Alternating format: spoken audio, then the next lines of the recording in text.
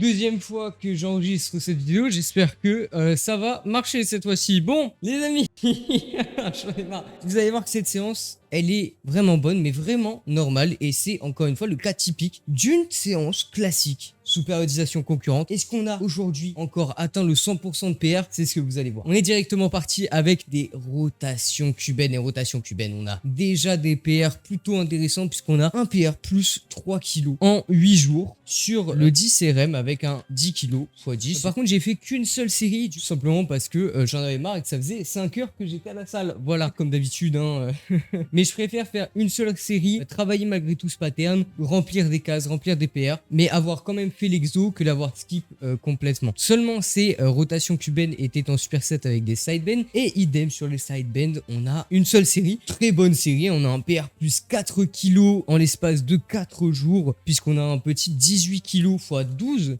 Évidemment, les sidebends, bon, il y a un aspect aussi, c'est un nouvel exo, c'est des newbie gains, peut-être il y a des gains techniques, etc. J'apprends à mieux exécuter le mouvement, mais bon, ça peut pas justifier autant de progression et dans tous les cas, si j'augmente la charge, si j'augmente, quand bien même il y a un peu une meilleure technique, au bout d'un moment, je prendrai quand même en muscle. Et des newbie gains, ça reste des newbie gains d'ailleurs. Et en même temps, les rotations cubaines, comme vous le voyez, elles, bon, c'est pas un exo que je fais depuis peu de temps et pour autant, elles progressent aussi extrêmement bien. L'un dans l'autre, je progresse.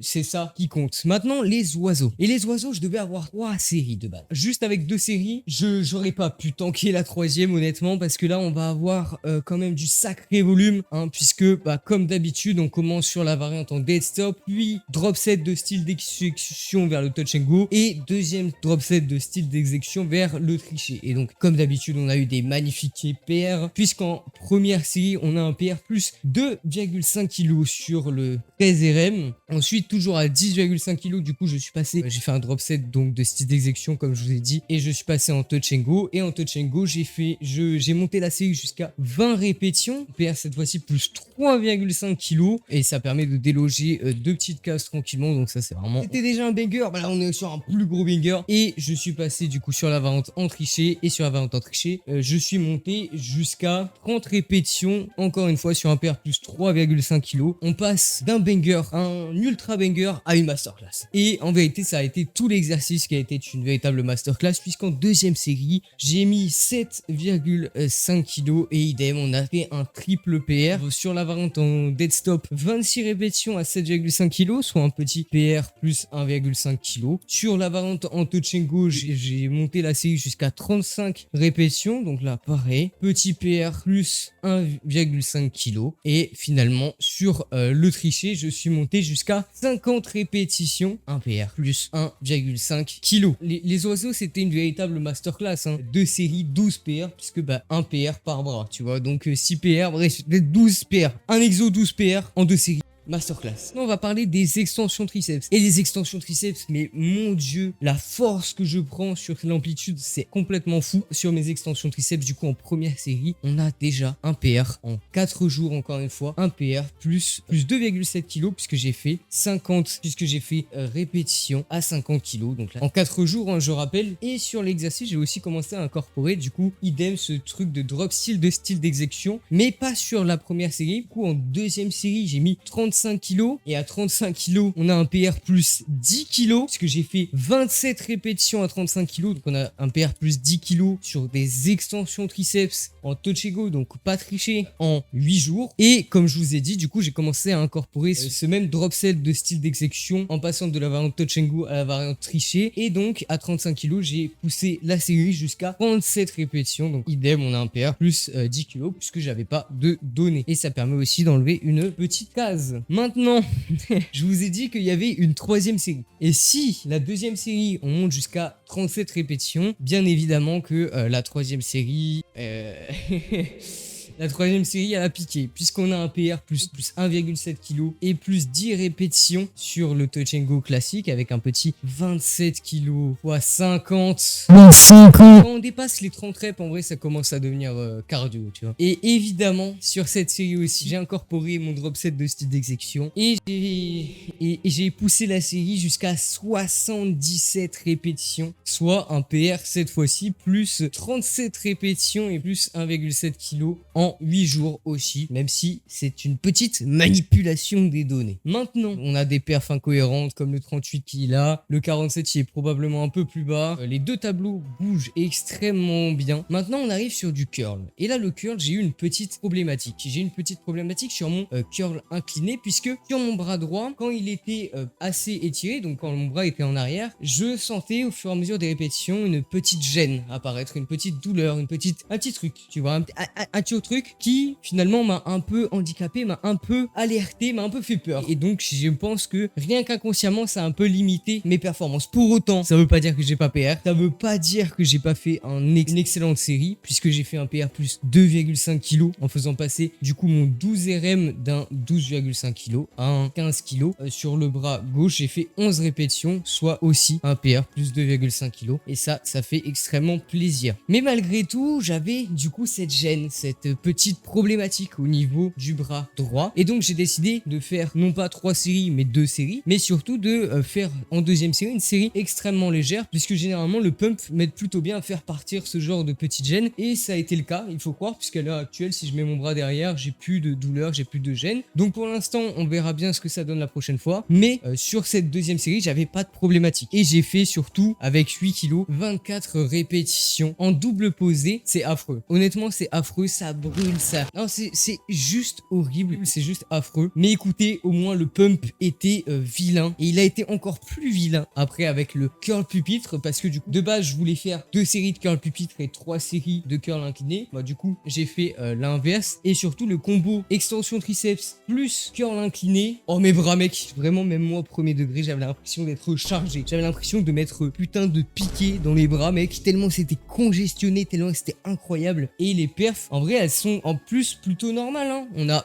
un bon PR, hein. En première série, on a un PR plus 2,5 kg, pardon, sur le 13 RM, avec un petit 20 kg x 13, du coup. En deuxième série, on a un PR plus 1 kg sur le 15 RM, cette fois-ci, avec un petit 18,5 kg. Du coup, donc, vous voyez, ça semble plutôt cohérent, quand même, avec ce que j'ai en posé de manière habituelle, à part cette anomalie du 27,5 qui, à mon avis, était juste une erreur de groove, de trajectoire. Mais, du coup, j'ai rajouté une dernière série. Et c'est cette série-là qui m'a valu un pump, pardonnez-moi des gros mots, mais dansant. Et surtout, du coup, c'est un PR plus 5 kg, puisque pour remplir mon 30 RM, j'ai mis 12,5 kg. Donc là, on est sur une excellente prise de données. Il y avait pas mal de marge qui plus est. On est sur une bonne prise de données, un bon PR classique. Nickel, rien à dire. Et pourquoi est-ce que je dis à chaque fois que c'est un PR quand les cases sont vides? Bah, tout simplement parce que si je suis capable de faire 50 répétitions à 7,5 kg, je suis capable d'en faire, du coup, je suis capable d'en faire 30, je suis capable d'en faire 40, etc., etc. Et donc, si jamais je fais passer mon 7,5 à un 12,5, ça fait un PR plus 5 kg. Et du coup, ça se répertorie sur les rep range du dessus. Mais maintenant, on va passer au premier exercice polyarticulaire.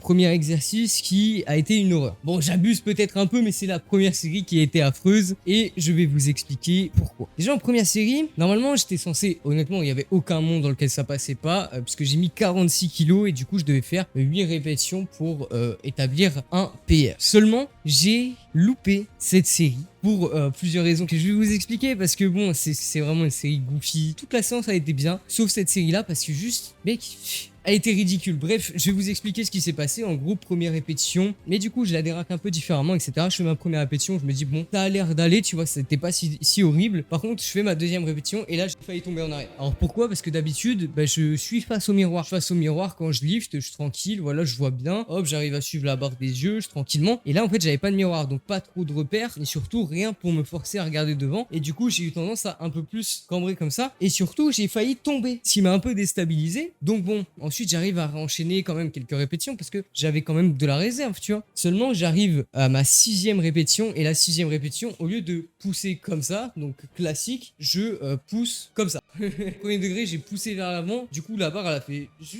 Je comprenais pas. Même moi, je crois, à la vidéo, je rigole. Ça m'a fait perdre trop d'énergie pour réussir à faire la 8e répétition qui m'aurait permis de PR. Donc, cette série, on va pas trop en parler. D'autant plus qu'en vrai, elle n'est pas très représentative de si j'ai perf ou non aujourd'hui. aujourd'hui, alors que ma deuxième série, elle l'est déjà un peu plus, puisqu'en deuxième série, on a un partiel haut en dead rep, et là, avec 30 kilos, j'ai fait 27 répétitions, donc si on veut comparer un peu, c'est 10 kilos au-dessus de ce que je suis capable de faire sur mon 27 RM en touch and go. On a l'intégration d'une nouvelle variante, tout simplement une variante en behind the neck, c'est-à-dire de l'overhead press derrière le cou. El famoso mouvement interdit, tu sais même pas pourquoi. Des gens ont décrété que c'était un mouvement interdit, dangereux, bref. Bon, bref, passons qu'un mouvement n'est dangereux tant qu'il est fait avec une bonne progressivité. Du coup, sur cette variante en behind the neck, j'ai pris une première donnée, puisque j'avais tout simplement pas de données sur l'exercice, et donc à 20 kg, j'ai fait 21 répétitions, et j'avoue que c'est assez spécial en vrai comme exercice. Pour autant, c'est pas horrible, et j'ai plutôt bien aimé le faire. Je pense que c'est une variante que je vais faire assez souvent, rien que pour renforcer dans une amplitude un peu plus extrême, parce que dans tous les cas, ça aura du transfert vers un peu moins coude ouvert.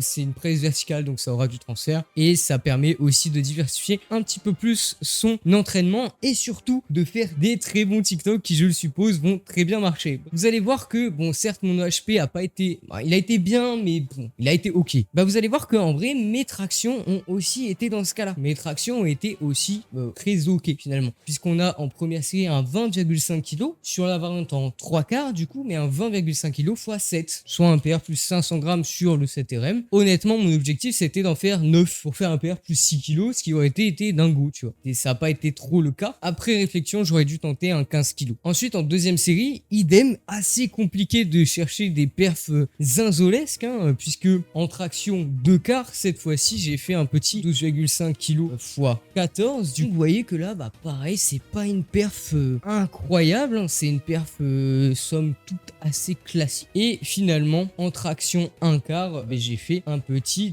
12,5 kg x 10. J'ai gratté une répétition de plus, donc je la compte pas en 2 quarts parce qu'elle est assez limite, donc je la mets en 1 quart. Et voilà, ça me permet aussi de faire un petit double PR tranquillement sur mes pull-ups, ce qui est pas mauvais. Mais bon, en voyant que les perfs étaient pas incroyables, je me suis dit, bah autant se finir avec un max hold haut, au moins ça permettra de renforcer et de prendre un petit peu une petite donnée dans ce max hold haut, qui est une amplitude que j'ai pas faite depuis un petit moment, et ça me permet de me repréparer finalement aux tractions compression complète. Et du coup, au poids du corps, j'ai tenu la position 32 secondes, soit une petite prise de données. Et maintenant, on arrive sur les dips. Et les dips, est-ce qu'il y a eu des choses intéressantes? Bah oui et non. On a eu des choses très intéressantes, mais on a aussi eu des choses idem, très ok. J'ai évidemment commencé par ma variante en partiel haut dead rep pour avoir gagné un petit effet de potentiation. Et du coup, j'ai fait 11 répétitions à 42,5 kg. Donc, vous voyez, c'est un PR plus 2,5 kg sur le 11 RM. Maintenant, en deuxième série, je suis passé sur ma variante en posé 3CT, puisque comme je vous ai dit, pendant quelques temps je vais arrêter cette variante en posé traditionnelle, tout simplement parce que j'ai l'impression que c'est plus du touch and go que des posés. J'avais déjà eu ce problème là, mais je me suis dit bon allez, c'est bon, tu vois, ça passe. Mais en fait